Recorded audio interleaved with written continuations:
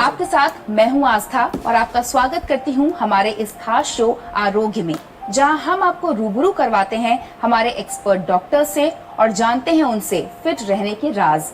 आमतौर पर बच्चे हर घर में कुछ न कुछ ऐसी हरकतें करते हैं जिन्हें देखकर हम लोग हैरान हो जाते हैं और फिर कुछ टाइम बाद उन्हें उनकी नादानी मानकर भूल भी जाते हैं। या फिर जब कई बार बच्चे हकलाने लगते हैं या कुछ याद नहीं कर पाते हैं, तब भी हमें यही लगता है कि ये सब तो आम बात है। पर यहाँ पर ध्यान देने वाली बात यह है कि हमें अपने बच्चों की इन हरकतों को नजरअंदाज बिल्कुल भी नहीं करना चाहिए। बचपना मानकर जिन चीजों को इग्नोर कर दिया जाता है वो attention deficit hyper activity disorder के सिम्टम्स हो सकते हैं। ADHD डिसऑर्डर एक न्यूरोलॉजिकल डिसऑर्डर है जिसके लक्षण छोटी उम्र में दिखाई देना शुरू हो जाते हैं। सही समय पर डायग्नोस नहीं होने पर उम्र के साथ ये समस्या बढ़ती जाती है और गंभीर रूप भी ले सकती है। ऐसे में जरूरी यह है कि हम वक्त रहते उनकी इन हरकतों पर ध्यान दें और समय पर उसका सही इलाज करवाएं। ये उनकी उम्र में आम चीजें हैं, लेकिन हो सकता है कि ये न्यूरोलॉजिकल डिसऑर्डर की ओर इशारा हो, जिसके लक्षण छोटी उम्र में और आमतौर पर 3 वर्ष की उम्र से पहले दिखाई देना शुरू हो जाते हैं। सही समय पर डायग्नोस नहीं होने पर उम्र के साथ ये समस्या बढ़ती जाती है और गंभीर रूप भी ले सकती है। तो ऐसे में क्या करना चाहिए, ये एक बड़ा सवाल बन जाता है। ऐसे में अब आपको घबराने की जरूरत बिल्कुल नहीं है, क्योंकि यहाँ हम आपको वो जानकारियां देंगे जिनकी मदद से आप और आपके बच्चे बिल्कुल हेल्दी एंड वेल्दी रह सकते हैं। और वो जानने के लिए मिलते हैं हमारे आज के एक्सपर्ट से, डॉक्टर अभिनव गुप्ता जी। डॉक्टर, बहुत बहुत स्वागत है आपका हमारे शो में। मैं डॉक्टर अभिनव गुप्ता, मैं न्यूरोसर्जन हूँ। मैं पिछले 20 वर्षों से न्यूरोसर्जरी और न्यूरोलॉजी के क्षेत्र में कार्य कर रहा हूँ। इन 20 वर्षों में मैंने करीब 5000 ऑपरेशन किए हैं, जिसमें कि कुछ 2000 ऑपरेशंस बच्चों पर किए गए हैं। बच्चों की न्यूरोलॉजिकल प्रॉब्लम्स आम होती हैं और इनका इलाज बहुत अच्छे से आज की समय में संभव है। तो अगर हम उन सब बीमारियों के बारे में जानेंगे तो हम उन बच्चों को बहुत अच्छी जिंदगी दे पाएंगे। बिल्कुल डॉक्टर। तो डॉक्टर, ये हम सब जानते हैं कि बच्चों को जरा सी खरोच भी आ जाती है तो हम सबका दिल बैठ जाता है, हम ज्यादा परेशान हो जाते हैं। ऐसे में न्यूरोलॉजिकल प्रॉब्लम्स बच्चों में होना काफी बड़ी बात मानी जा सकती है। पहले तो क्या क्या प्रॉब्लम्स होती हैं बच्चों में, इसके बारे में हमें थोड़ा विस्तार से बताएं। जैसा कि पर सभी लोगों को कोई भी कभी भी न्यूरोलॉजिकल प्रॉब्लम हो सकती है, परंतु बच्चों में भी बहुत सी न्यूरोलॉजिकल प्रॉब्लम्स जन्म से ही पाई जाती हैं या कुछ जन्म के बाद कुछ वर्षों में डेवलप हो जाती हैं। तो हमें कुछ न्यूरोलॉजिकल प्रॉब्लम्स के बारे में कुछ अच्छे से पता होना चाहिए, जिनसे कि उनका इलाज सही समय पे किया जा सके और बच्चे की ज़िंदगी अच्छे से हो सके। मैं यहाँ बताना चाहूँगा कि कुछ बच्चों को हाइड्रोकेफेलस नाम की बीमारी हो जाती है, जिसमें कि उनके दिमाग में पानी बढ़ जाता है और उस पानी के बढ़ने से दिमाग पर काफ़ी दबाव आ जाता है। इस दबाव से बच्चों को बहुत सारी न्यूरोलॉजिकल प्रॉब्लम्स हो जाती हैं।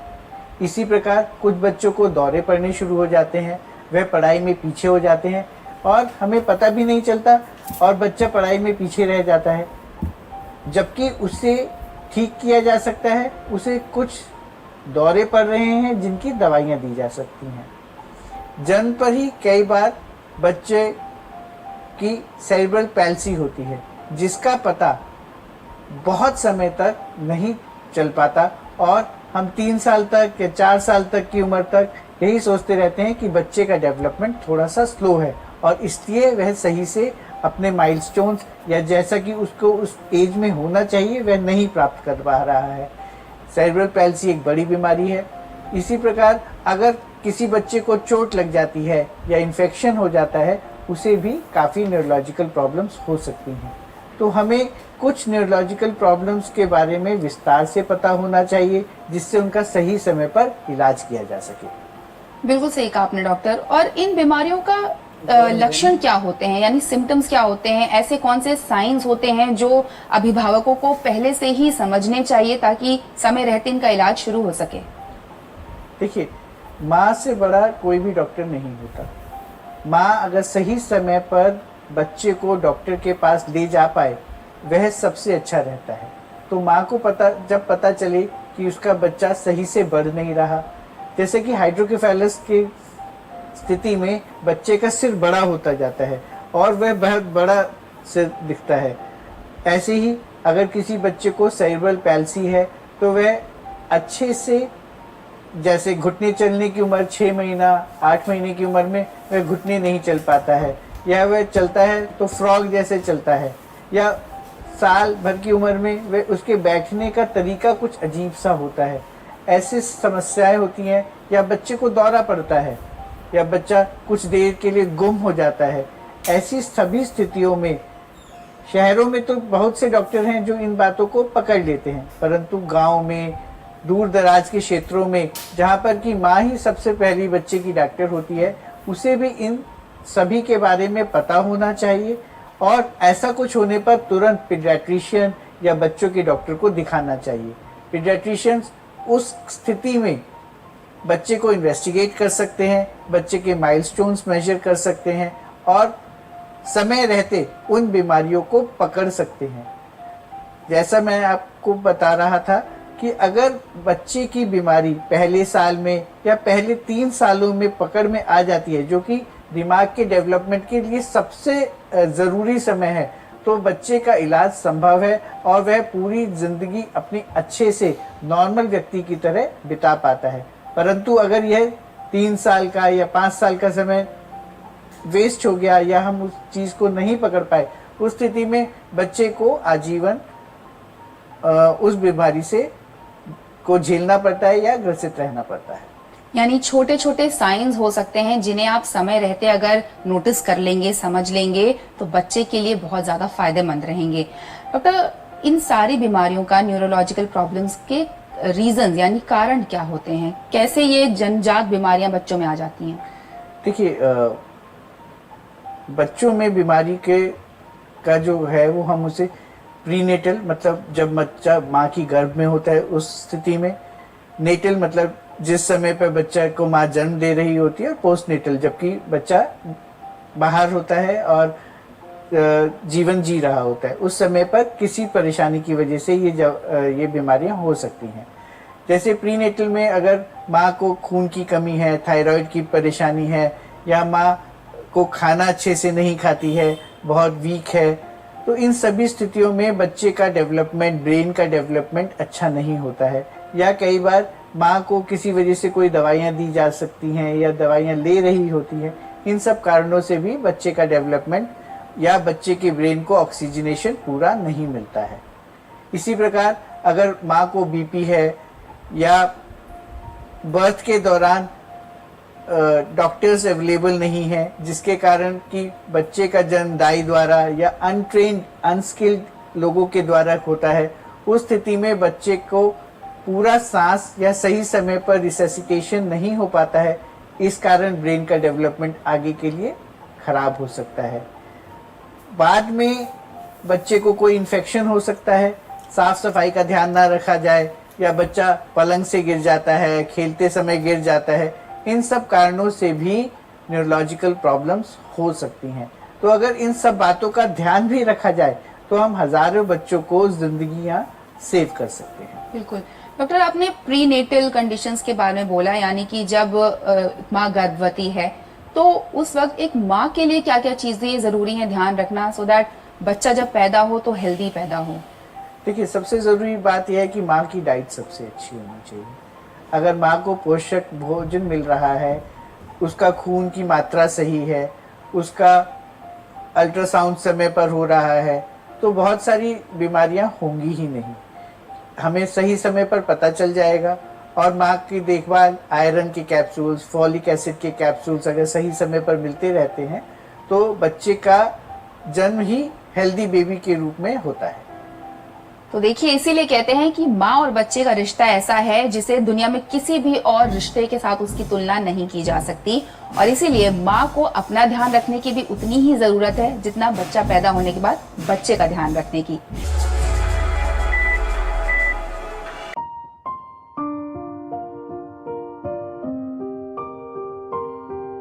आज हम बात कर रहे हैं बच्चों में होने वाली न्यूरोलॉजिकल प्रॉब्लम्स पर और हमारे साथ हैं डॉक्टर अभिनव गुप्ता।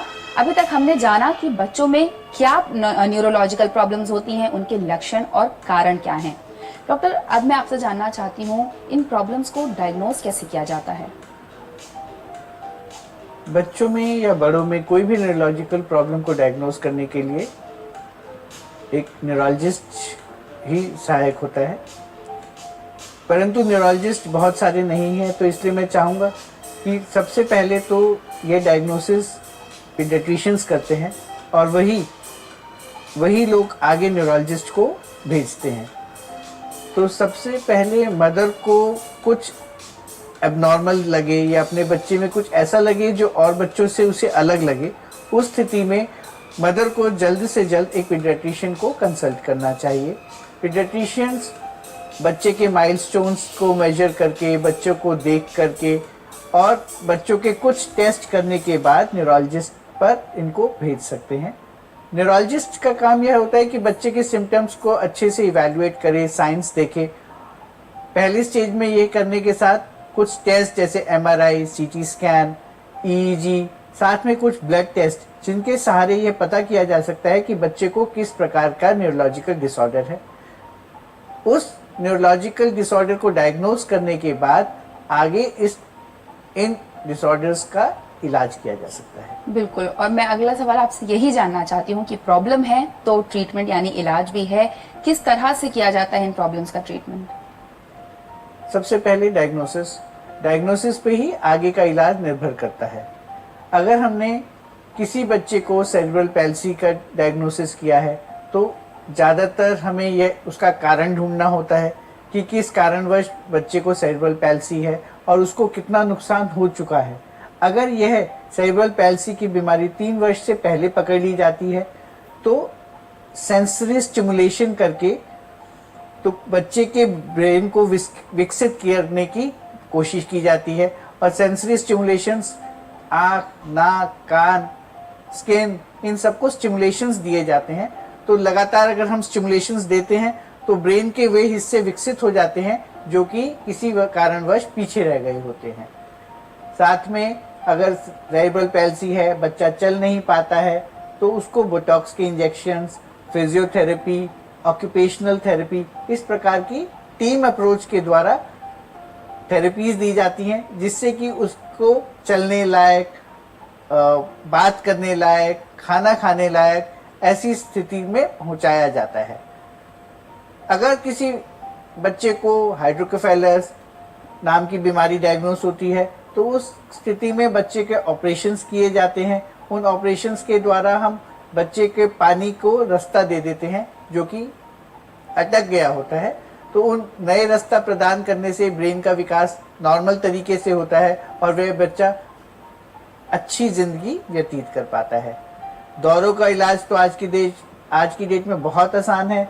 कुछ दवाइयाँ लेनी होती हैं और घर पर ही मरीज के रिश्तेदार अपनी दवाइयाँ लेते लेते बच्चे को ठीक कर सकते हैं। चोट इत्यादि के केसेस में हमें मरीज को देखना पड़ता है कि उसको कितना नुकसान हुआ है, ब्रेन के कौन से हिस्से पर चोट लगी है और उसका उस हिसाब से इलाज किया जा सकता है। मैं तो यह कहना चाहूँगा कि अगर सही समय पर बच्चों का इलाज किया जाए और बच्चों को सही डॉक्टर की देखरेख में रखा जाए और सही टीम उसके ऊपर कार्य करे तो बच्चे नॉर्मल जिंदगी जिएंगे और उनको कोई भी न्यूरोलॉजिकल विकार से जिंदगी भर ग्रसित नहीं रहना पड़ेगा। बिल्कुल, तो देखिए, घबराने की जरूरत नहीं है, सिर्फ उन साइंस को समझने की जरूरत है और समय रहते डॉक्टर के पास जाने की जरूरत है। डॉक्टर साहब, अभी टाइम हो गया है एक कॉलर से जुड़ने का, तो उनसे सवाल ले लेते हैं। जी बताइए, आप कहाँ से बोल रहे हैं, आपका नाम क्या है और अपना सवाल पूछिए। हेलो मैम, मेरा नाम गीतांजलि है और मैं चंडीगढ़ से बात कर रही हूँ। मेरे बच्चे को बचपन में सेरेब्रल पैल्सी हुआ था, तो अभी भी उसे चलने में दिक्कत आती है। ऐसे में मुझे क्या करना चाहिए? जैसा कि मैं समझ पा रहा हूँ आपके बच्चे को सेरिब्रल पैल्सी है और जो उसका गेट है उसे सीजरिंग कहते हैं, जिसकी वजह से वह चल नहीं पा रहा है। तो सबसे पहले तो आप एक न्यूरोलॉजिस्ट या न्यूरोसर्जन से जल्द मिलिए। इस बीमारी का इलाज ऑपरेशन के द्वारा किया जा सकता है। ऑपरेशन के द्वारा इन मसल्स को अगर बहुत टाइट होंगी तो ऑपरेशन के द्वारा इनको ढीला किया जा सकता है या कोई स्पाइनल सर्जरी करके इनको ढीला किया जा सकता है। और अगर ये बहुत ज़्यादा टाइट नहीं है और ठीक ठाक हालत में है तो कुछ इंजेक्शन जैसे कि बोटॉक्स का इंजेक्शन लगाया जा सकता है। इस इंजेक्शन के लगाने से मसल्स थोड़ी ढीली हो जाएंगी और फिजियोथेरेपी, ऑक्यूपेशनल थेरेपी के द्वारा बच्चे को अच्छे से गेट ट्रेनिंग की जा सकेगी। ऐसा करने से बच्चा अच्छे से चल पाएगा और अपने आप को अपने दोस्तों के साथ मिलकर खेल पाएगा। तो उम्मीद करते हैं आपको अपने सवाल का जवाब मिल गया होगा।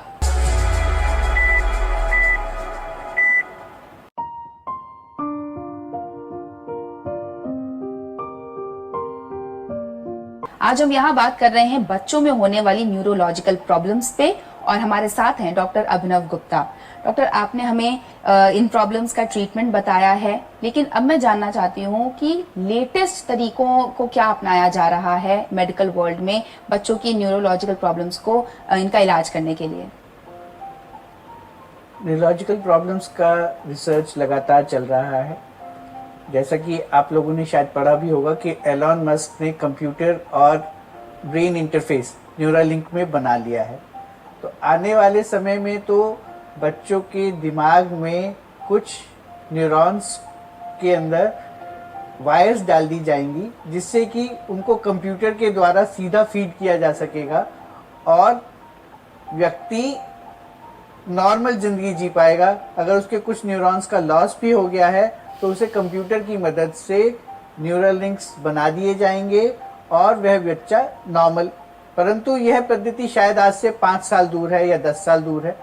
आज की स्थिति में ऐसा पॉसिबल है कि हम कुछ स्टेम सेल थेरेपी कर सकते हैं जिसमें कि कुछ नर्व्स को जगाने के लिए ब्रेन्स में नए सेल्स डाले जा सकते हैं। यह भी एक्सपेरिमेंटल है और इसका भी कितना फ़ायदा होगा यह वक्त बताएगा।